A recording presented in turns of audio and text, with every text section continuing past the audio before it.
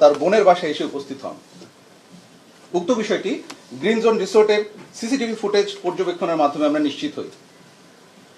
এক্ষেত্রে গ্রেফতারকৃত মারিয়ার দেওয়া তথ্য অনুযায়ী ফয়সালের স্ত্রী শাহেদা পারভিন সামিয়া এবং ফয়সালের শ্যালক ওয়াহিদ আহমেদ শিপুর অবস্থান শনাক্ত করা হয়।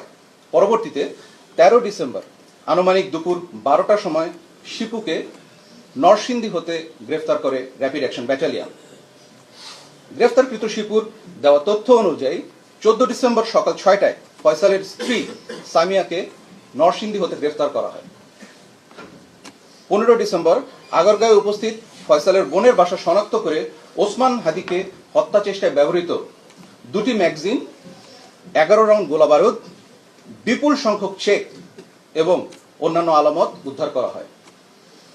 সিসিটিভি ফুটেজ বিশ্লেষণ এবং প্রযুক্তির মাধ্যমে মোহাম্মদ কবিরকে ফয়সালের সাথে ইনকিলাব কালচার সেন্টারে উপস্থিতের বিষয়টি নিশ্চিত করা হয় এবং পরবর্তীতে তাকে 15 ডিসেম্বর দুপুর 1টায় ফতুল্লা থেকে গ্রেফতার করা হয়।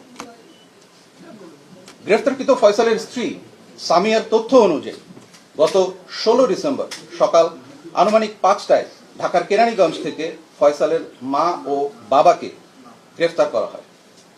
ফয়সালের মা ও বাবার কাছ থেকে প্রাপ্ত তথ্যের ভিত্তিতে ফয়সালের শ্যালক শিপুকে জিজ্ঞাসাবাদের মাধ্যমে শিপুর বন্ধু মোহাম্মদ ফয়সালকে গ্রেফতার করা হয়। এখন এ পর্যায়ে আটককৃত অভিযুক্ত ব্যক্তিবর্গকে জিজ্ঞাসাবাদের মাধ্যমে নিম্নোক্ত তথ্য সমূহ আমরা জানতে পেরেছি, যা আপনাদের সামনে উপস্থাপন করছি। ওসমান হাদিকে হত্যা চেষ্টার পর ফয়সাল ও আলমগীর পুনরায় আগারগাঁওয়ে যায় এবং হত্যা চেষ্টায় ব্যবহৃত পিস্তল ও গোলাবারুদ লুকানোর পরিকল্পনা করে। অস্ত্রের ব্যাগটি সে তার বাবাকে দিয়ে তার শ্যালক শিপুর নিকট হস্তান্তর করতে বলে এবং সিএনজি যোগে সাভারের উদ্দেশ্যে রওনা দেয়। পরবর্তীতে ফয়সালের বাবা ব্যাগটি শিপুর কাছে হস্তান্তর করে। শিপু এই ব্যাগটি নরসিংদীতে ফেরত নিয়ে গিয়ে তার বোন অর্থাৎ ফয়সালের স্ত্রী সামিয়ার নিকট দিয়ে দেয়। সামিয়া ব্যাগটিকে পুনরায় শিপুর কাছে দিয়ে এটিকে লুকানোর জন্য বলে দেয়। পরবর্তীতে শিপু তার বন্ধু মোহাম্মদ ফয়সালকে বাসায় ডেকে সেই ব্যাগটি দিয়ে দেয়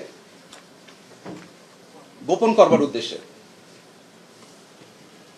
মোহাম্মদ ফয়সাল তার বাসায় ব্যাগটি রাখার পর সোশ্যাল মিডিয়ায় দেশের সার্বিক পরিস্থিতি দেখে ভীত হয়ে পার্শ্ববর্তী তরুয়ার বিলে অস্ত্র এবং গোলাবারুদ সহ ব্যাগটি ফেলে দেয়।